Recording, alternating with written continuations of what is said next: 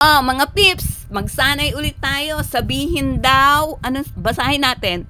Sabihin ang naiibang tunog at bilugan ito. Sabi niya, tell which sound is different, circle it.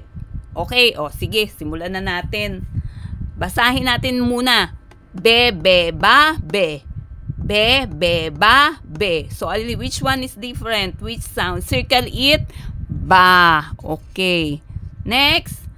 Bu, bu, bi, bo.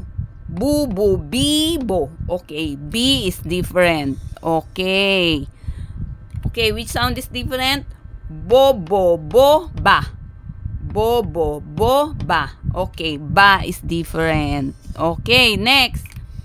B, be, bi, bi. B, be, bi, bi. Okay, which one is different? Be. Okay. Bo, ba, ba, ba. Bo, ba, ba, ba. Which one? Bo. Okay. Thank you. Bye-bye.